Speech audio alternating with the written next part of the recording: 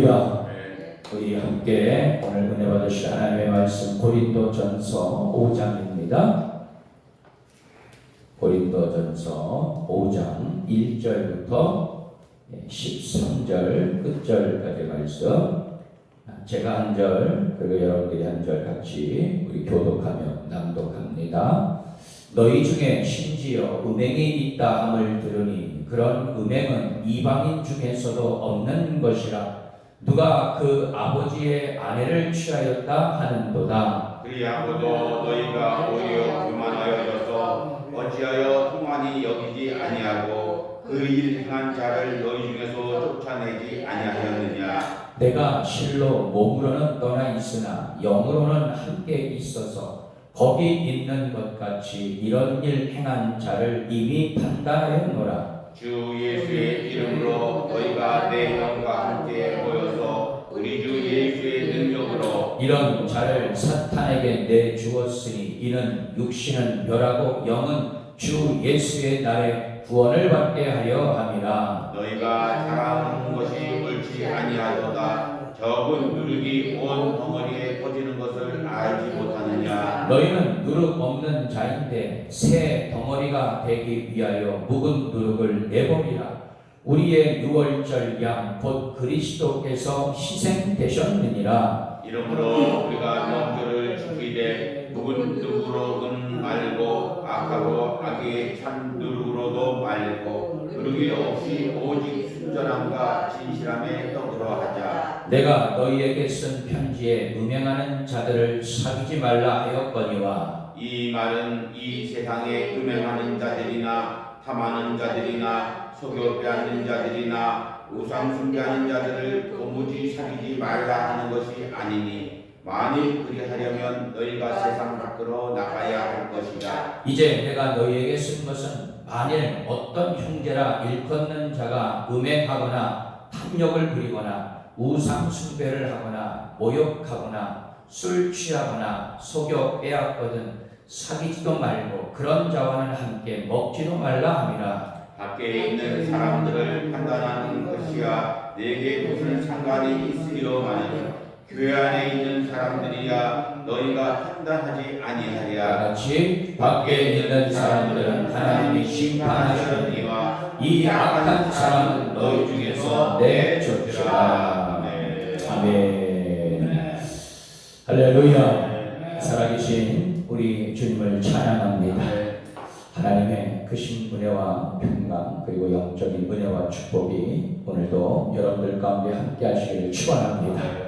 또 이제 새로운 한 주간의 삶이 시작이 됩니다. 여러분 이번 한 주간도 성령의 인도하심으로 승리하시고 또 영적으로 건강하게 지내시고 말씀 붙잡고 매일매일 새벽을 깨워 하나님 앞에 영광을 돌리며 기도하는 우리 모든 성도들이 되시기를 주님의 이름으로 축원합니다. 오늘도 은혜의 날로 승리의 날로 선포하노라. 아멘. 자, 따라합니다. 묵은 누룩을 내버리라. 묵은 누룩을 내버리라. 예, 오늘 말씀의 제목입니다. 지금 우리는 회개하지 않는 아주 뻔뻔한 시대에 살고 있다고 합니다. 감추어야 할 것은 자랑하고 악한 것을 옳다고 하며 또 선한 것을 배타적이라고 평가합니다. 그런데 이러한 것들이 교회 안에서도 있다는 거예요. 죄를 회개해야 한다는 사실을 알고 있지만 자신의 죄를 지적받는 것은 매우 불쾌하게 여기는 그런 교인들의 모습을 우리는 자주 목격할 수가 있습니다. 교회에 나와도 죄를 깨닫게 하는 진리 선포보다 긍정적인 마인드를 불어넣어주는 메시지에 더 열광하기도 합니다. 참된 회개로 인내하는 뼈아픈 권면보다 자신의 노력으로 목적을 이루어낼 수 있는 방법론을 제시해 주기를 바라고 있습니다. 결정적으로 하나님 말씀이 절대적인 기준으로 작동하지 못하고 있다는 것이 바로 교회의 지금 현실의 위기라는 그런 사실을 나타내주고 있는 것이죠. 특히 지난 코로나 이 사태를 겪으면서 우리가 매일 보고되는 그 확진자 수에 관심을 두게 되었습니다. 확진자 수에 크게 영향을 미치는 것 중 하나가 바로 검사자 수죠. 누가 이렇군 저렇군 뭐 얘기해도 또 내 자신 스스로가 내가 코로나에 걸렸나 안 걸렸나 그렇게 판단하는 것이 아니라 소위 말해서 그 코로나 검사를 받으면 되지 않겠어요. 저는 이 코로나의 부분을 보면서 그런 생각을 해보았습니다. 하나님 말씀으로 진단해야만 죄가 얼마나 심각한 것인지 우리는 분명히 알 수 있다. 할렐루야. 그런데 죄에 대한 정확한 정의가 울려 퍼지지 않는다면 어찌 그것을 깨달을 수 있겠습니까? 또한 죄에 대한 깨달음이 없이 어찌 참된 회개가 이루어질 수 있겠으며 죄를 사해 주시는 주님의 은혜를 경험할 수 있겠냐 말이죠.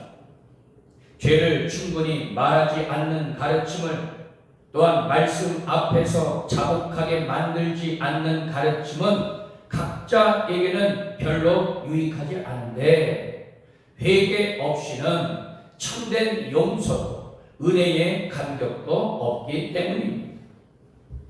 고린도 교회 안에 오늘 본문 말씀에서 고린도 교회 안에 발생한 음행 사건은 정말 경악을 금하지 못할 일이었어요. 영적인 아비로서 바울이 느낀 충격은 훨씬 더 컸을 것입니다. 이에 바울은 고린도 교회를 향해 아주 단호하게 권고하고 그에 대한 이유를 밝히고 있어요. 여러분, 별것 아닌 것처럼 여겼던 것들이 나중에 엄청난 결과를 가져오는 경우가 얼마나 많이 있습니까? 예컨대 아주 작게 여겨졌던 개인의 죄가 엄청난 파괴력으로 공동체를 함몰시킬 때가 있어요.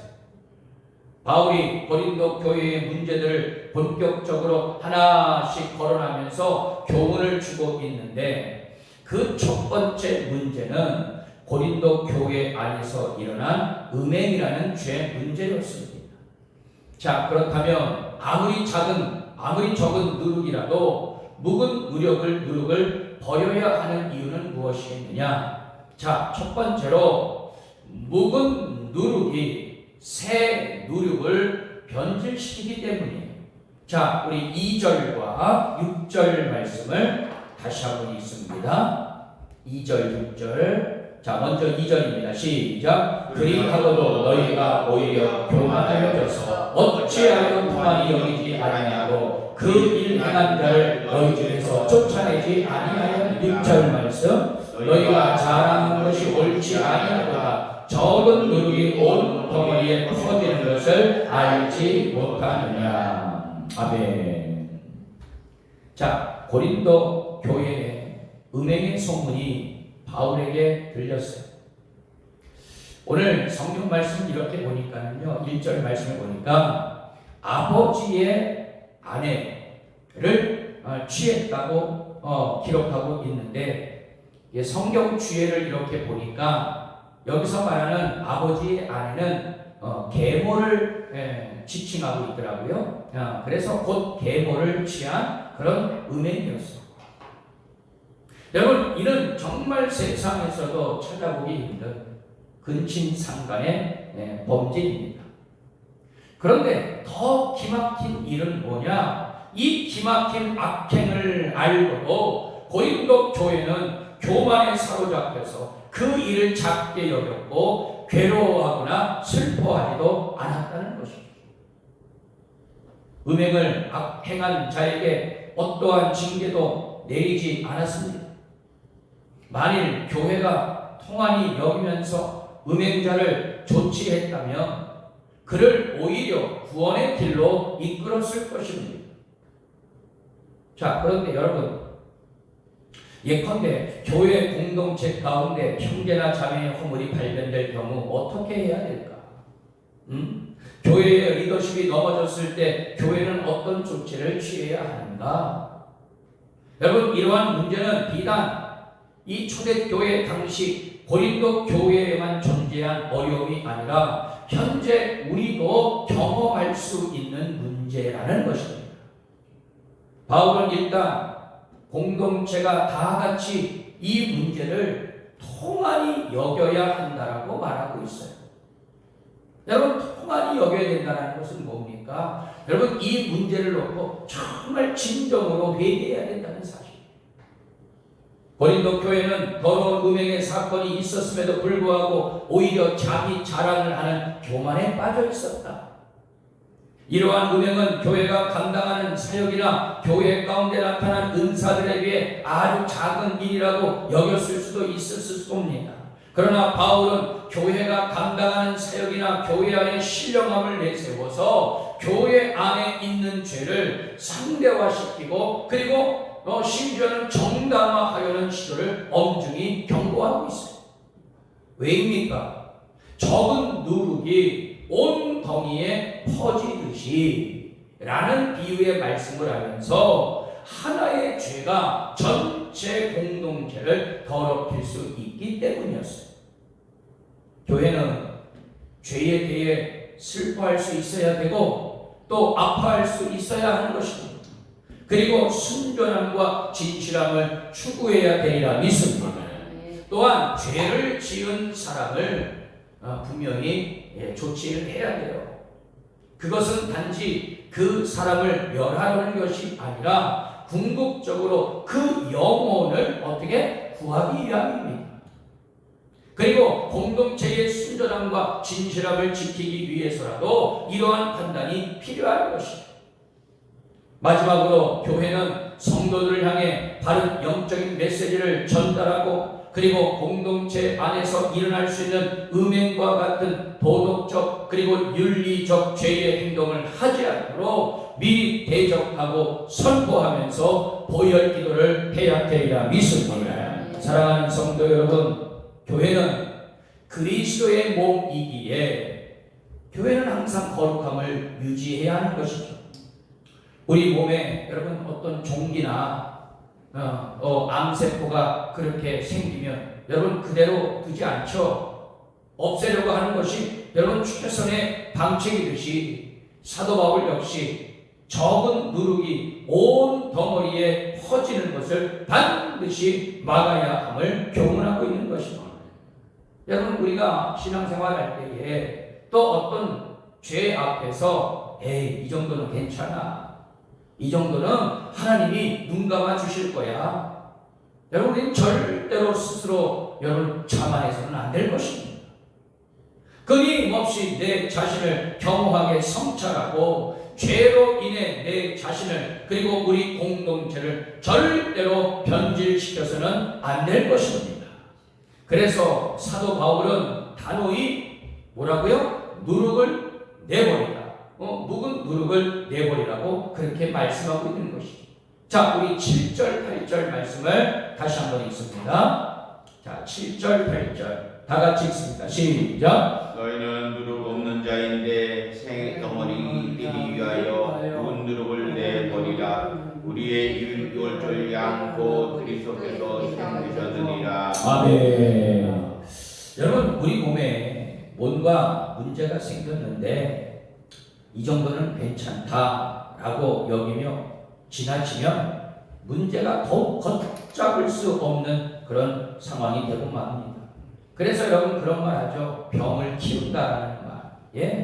초기에 병이 발생하면 빨리 병원 가서 진단을 받고 고치면 나을 수 있는 병들도 많은데 그냥 그 병을요 그냥 방치하는 거예요. 자, 바울은 이러한 문제를 누룩에 비유하고 있습니다. 누룩이 온 덩어리에 금방 퍼지듯 자그마한 죄악이 공동체의 거룩을 해치는 누룩이 될 수 있다는 것이죠. 그러므로 묵은 누룩을 제거하여서 새 누룩을 보존해야 하듯이 공동체를 거룩하게 유지하는 것이 필요하다고 권고하고 있어요. 그렇다고 악행을 저지르는 불신자들과의 교류를 단절하는 그런 말은 절대로 아닙니다. 교회 공동체 안에서 형제라 일컫는 자, 즉 성도가 음행을 저지르거나 온갖 죄악에 빠져 있다면 그러한 자와 교제를 경계하라고 경고한 것이었어요. 자, 오늘 말씀 9절 이하에 이렇게 보니까 바울은 특별히 음행, 탐욕, 우상 숭배, 모욕, 술 취함, 속여 빼앗는 행위를 예로 들면서 신자들 중에 혹시라도 이런 죄를 짓는 이들이 있다라고 하면 그들과 사귀지 말라고 그렇게 권면을 하고 있어요. 교회의 거룩함을 위해 필요한 조치라는 것입니다. 최선의 조치라는 것입니다. 하나님이 죄와 함께 하실 수 없듯이 교회와 성도 역시 죄와 함께 하시면 안 될 것입니다. 교회 안에 성도 자신 안에 죄가 자리 잡지 못하도록 철저히 회개하고 차단해야 되리라 믿습니다. 교회는 그리스도의 은혜로 죄의 습성을 끊고 거룩한 공동체가 되어야 하는 것이죠. 죄는 전염성이 강해서 철저히 경계하지 않으면 누구나 쉽게 전염될 수 있다는 것입니다.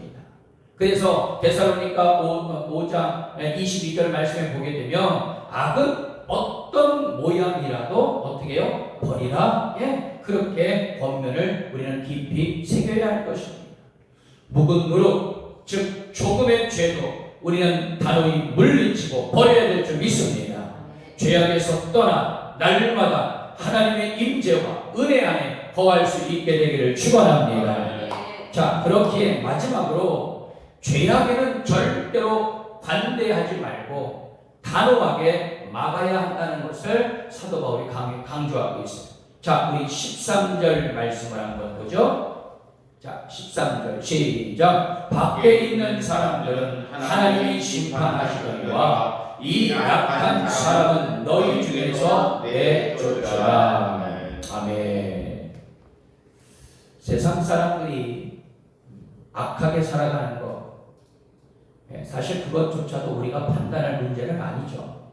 그러나 교회는 거룩함을 유지하기 위해 교인들 중에서 악행을 일삼는 자들을 해결해야 합니다. 무엇보다 회개하고 거룩한 삶으로 그들을 회복시키는 것이 너무나도 중요한 것이죠. 그들이 말씀 앞에, 하나님 앞에 정말 자신의 모습을 보게 하는 것, 여러분 이것이 바로 교회 공동체의 사명인 것입니다. 여러분 우리는 내 자신도 그렇고 다른 사람의 죄에 대해서 너무 관대해져 있습니다. 관대하지 말아야 할 일에 자비와 온유를 베풀려고 합니다. 여러분 자비와 온유를 베풀어야 할 일에는 오히려 그러지 못할 때가 얼마나 많이 있습니까? 하나님이 세우신 교회와 성도의 거룩함을 유지하기 위해 우리 안에 거룩함을 훼손하는 죄악이 있다면 단호하게 그 죄악을 해결하고 그리고 잘라낼 수 있게 되기를 축원합니다. 여러분 바울은 교회 밖에 있는 사람들의 악행 하나님이 심판하실 것이기에 교회는 신자의 악행에 대해서만 올바르게 대처해야 된다고 그렇게 가르치고 있어요. 여러분 이러한 엄한 조치를 명하는 이유는 오직 교회는 성도들은요 거룩함을 지키기 위한 것임을 사도 바울이 계속 강조하고 있었던 것이었습니다. 자, 이와 관련된 한 이야기를 드리고 오늘 말씀을 마무리하겠습니다.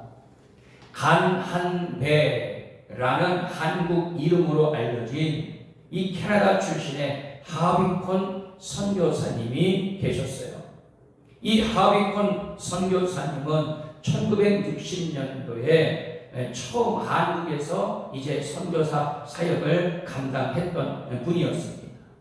그런데 이분은 특히 여러분 이 창녀들이 있죠. 이제 몸을 파는 그런 창녀들에게 전도했던 그런 아주 유명한 분이셨어요. 그런데 이 창녀들에게 전도한 이라 우리에게 잔잔한 그런 감동을 준 한 사건이 있었습니다. 두 가지 방법으로 이제 여인들을 전도했는데 그 결과는 전혀 달랐다는 거예요. 첫 번째는 이제 돈으로 그 열악한 환경에서 그들을 소위 말해서 빼내어주고 전도했을 때는 대부분의 그 여인들이 다시 도로 과거의 생활로 들어갔다는 거예요. 그런데 낮에 별로 할 일이 없는 그 창녀들을 모아서 이제 선교사님이 성경 공부를 하기 시작합니다. 그런데 놀라운 사실은 그 성경 공부를 하면서 그들이 있잖아요. 그 그녀들이 이제 소위 말해서 점점 변화가 되어 가더라는 거예요. 말씀이 들어가니 여러분 10중 8구는 스스로 죄의 소굴에서 빠져나와서 남의 집 가정부로 들어가거나 또 공장에 취직을 하거나 아니면 길거리에서 장사를 하면서 오히려 어려운 사람들을 돕더라는 거예요. 그들이 이렇게 변화된 이유는 자신들에게 있는 죄의 누룩을 어떻게 해요? 과감히 버리게 되고 말씀을 듣고 회개를 해서 새 누룩을 보존하였다는 것이었습니다. 다시는 그들이 죄악 가운데 거하지 아니하고 오히려 새 삶을 살 수 있게 된 것, 자신들에게 있었던 죄의 누룩을 과감하게 벗어 던질 수 있었다는 것에서 바로 참된 그런 복음이 회복되게 된 것이었음을 이제 이 하비콕 선교사님의 일화에 기록하고 있습니다. 여러분, 아무리 모태 신앙을 말하고 2대, 3대를 믿는 집안 출신이라고 자랑을 해도 아직도 내 자신의 죄의 누룩을 버리지 못한다면 여러분, 그 사람은 하나의 종교인일 뿐 구원받은 성도는 못 될 것입니다. 오랫동안 교회 다니고 나름 신앙생활 했다고 해도 아직도 죄의 종노릇하며 옛사람의 모습 등으로 불의하게 사는 자들은 하나님 나라에 들어갈 수가 없다는 것을 우리는 반드시 깨달아야 될 것입니다. 결론의 말씀입니다. 사랑하는 성도 여러분, 교회 안에 죄가 자유롭지 못하도록 해야 됩니다. 무엇보다 죄에서 돌이킬 수 있도록 서로 권면하고 그리고 충고하고 기도해 줘야 됩니다. 심지어는 과감하게 도려내야 할 부분이 있다면 그 환구를, 죄의 환구를요 반드시 도려내는 결단도 필요합니다. 세속적으로부터 교회의 거룩함을 지키는 것, 우리 모든 성도들 이제 이것을 위해서 힘쓰는 자들이 되시기를 축원합니다. 여러분, 묵은 그릇을 과감히 버려야 될 것입니다. 죄에 대해 절대로 반대하지 말고 단호히 나와 우리 공동체를 지켜야 할 것이라 믿습니다. 호랑대오의 신앙으로 그리스도의 보혈로서 우리의 삶의 거룩함을 유지하는 우리 선교대명회 모든 성도들이 되시기를 주님의 이름으로 축원합니다.